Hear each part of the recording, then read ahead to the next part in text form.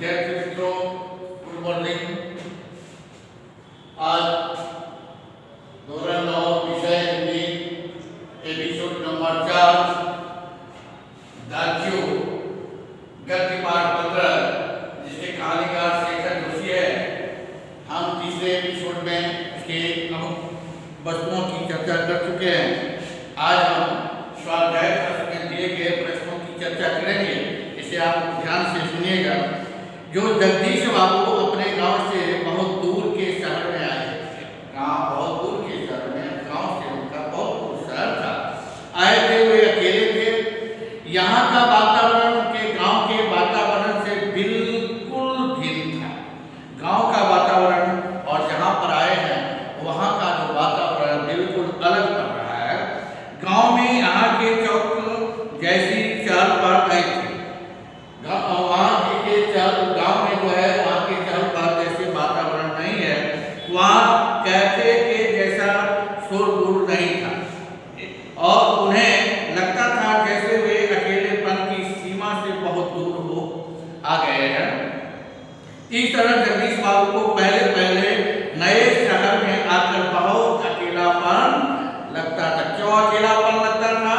गांव का वातावरण और शहर का वातावरण दोनों अलग पड़ता था, इसलिए वो अकेलेपन महसूस कर रहे थे। दूसरे प्रश्न को देखें। लेखक ने मनुष्य की भावनाओं को विचित्र क्यों बताया है? क्यों बताया है? मनुष्य के मन को समझ पाना बहुत मुश्किल है। कभी कभी जब उसके साथ कोई नहीं होता तब निर्जन एकांत में ही वह स्वयं को अकेला अनुभव नहीं करता। उस एकाकीपन में भी उसे अकेलेपन की अनुभूति होती है। इसके विपरीत कभी कभी सैकड़ों लोगों के बीच होकर भी वह सूनापन महसूस करता है। उसे सब कुछ पराया अपनत्वहीन लगता है। मनुष्य मन की इन्हीं अटपटी स्थितियों के कारण लेखक ने उसकी भावनाओं को विचित्र बताया। एक प्रश्न नंबर 3 का लेके प्रारंभ में जगदीश बाबू का व्यवहार मदन के प्रति कैसा था? शुरुआत के समय में मदन के प्रति जगदीश बाबू का व्यवहार कैसा है? कहते हैं मदन से परिचित होने पर जगदीश बाबू इस नए शहर में अपना अकेलापन भूल गए थे। 2-4 दिनों में मदन उन्हें दाजू का करके पुकारता है। ठीक है, 2-4 दिनों के बाद मदन जो है उन्हें दाजू का करके बुलाना प्रारंभ करता है, शुरुआत करता है। और वे भी उस स्नेह से पेट को प्रेम स्नेह के साथ उसके सामने निहारता है। इन दोनों में मौसम संबंधी बातें होती है। मदन उनसे उनके खाने की शिकायत करता है। मदन जो है जब जगदीश बाबू खाने के लिए आते हैं तो शिकायत करते हैं कि आप तो कल कम खाए थे। मदन को वे अपने दाजू बड़ा भाई जैसे ही लगते हैं।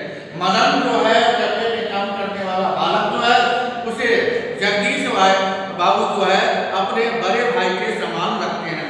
इस तरह प्रारंभ में जगदीश बाबू का मदन के प्रति व्यवहार बहुत स्नेहपूर्ण और अपनत्व से पूर्ण था। इस कारण से मदन का जो जगदीश बाबू का प्रेम मदन के प्रति जो था खूब स्नेहपूर्ण व्यवहार था।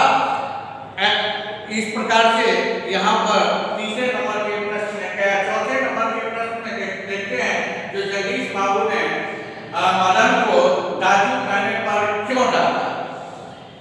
प्रारंभ में मदन को अपने क्षेत्र का लड़का समझकर जगदीश बाबू को बहुत अच्छा लगा। जगदीश बाबू को ऐसा लगा कि यह बालक जो है मेरे गांव के आसपास का है, इस समय बहुत अच्छा लगता है। वह उन्हें दाजू बराबर वह जो है उन्हें जगदीश बाबू को बालक जो है बड़े भाई दाजू कह करके संबोधित करता था। लेकिन आखिरकार मदन कैफे का आखिरकार जो है लास्ट समय में कैफे का एक वायदा कौन वायदा तो मदन, जबकि जगदीश बाबू मध्यम वर्ग के एक प्रतिष्ठित व्यक्ति थे। जगदीश बाबू कौन थे? मध्यम वर्ग के एक प्रतिष्ठित व्यक्ति में माने जाते थे। मदन कैफे में सबके सामने उन्हें दाजू कहता था। मदन जो है जितने भी वहां पर लोग आते जाते थे सब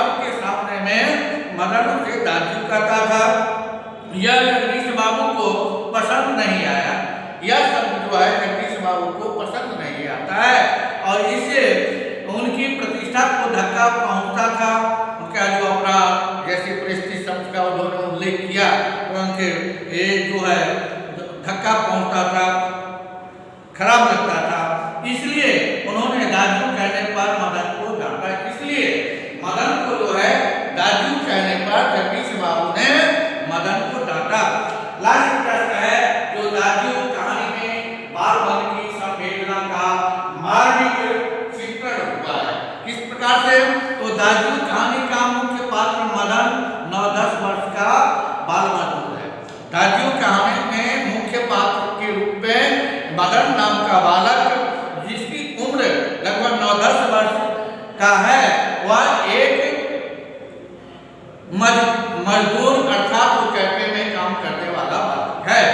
कैफे में आए जगदीश बाबू से परिचय होने पर उसे बहुत खुशी हुई। जब कैफे के अंदर जगदीश बाबू अंदर आए तो वहां उससे दोनों के बीच जो बातचीत हुई तो उसमें जगदीश बाबू को और मदन दोनों को ही खूब पसंद आया, जो दोनों एक दूसरे के गांव के आसपास के हैं।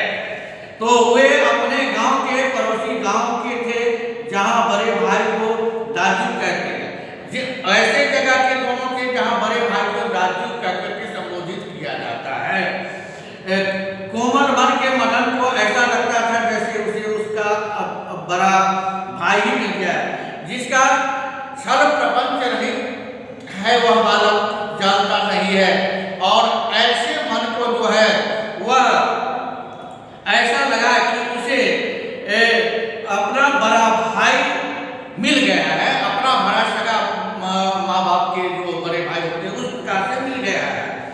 दोनों के संबंध में बड़े निकटता आ गई। दोनों का जो संबंध है एक परस्पर इतने नजदीक आ गया जो अपने एक ही परिवार के हो, इस प्रकार से हुए। लेकिन एक दिन दाजू कहने पर जब जगदीश बाबू ने उसे डांटा तो उसके कोमल मन की गहरी चोट पर। लेकिन एक दिन ऐसा भी होता है जो जगदीश बाबू को जब मदन ने दाजू कहा तो उसे खूब जोरदार रूप से डांट देते हैं। इसलिए मदन को जो है गहरी चोट लगी, जिसे वह बड़ा भाई मानता था। उसका बुरी तरह डांटना वह सहन न कर सका, जिसे बड़ा भाई मानता था, और इस प्रकार से डांटना वह सहन न कर सका। मैनेजर से सिर दर्द का बहाना करके वह उसे सिक्कियां भर के रोने लगा। मैनेजर को कहा तो मेरे माथे में दुखावा है, इस प्रकार से कह करके और बाहर जा करके कोठरी में जा करके और सिसक करके रोना प्रारंभ कर देता है। इसके बाद जगदीश बाबू उसके दाजू नहीं रहे, वह उनके लिए सिर्फ भाई रह गया। इसके बाद क्या होता है, जगदीश बाबू के लिए जगदीश बाबू जो है वह मदन के लिए दाजू नहीं रहा। क्यों नहीं रहा? जब दाजू शब्द पर जगदीश बाबू ने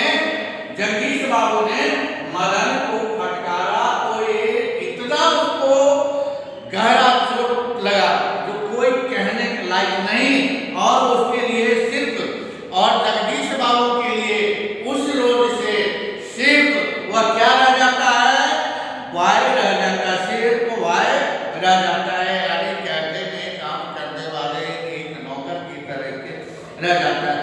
इस प्रकार से दाजू कहानी के अंदर सुंदर चित्रण किया गया है, जो मदन एक पहाड़ी विस्तार के रहने वाला बालक और जगदीश बाबू भी वही रहने वाला। कैफे के अंदर जाने के बाद दोनों के बीच जब वार्तालाप होती है तो दोनों पूछ-परछ होने के बाद वह दोनों एक ही जिला और एक ही गांव के आसपास के रहने वाला होता है।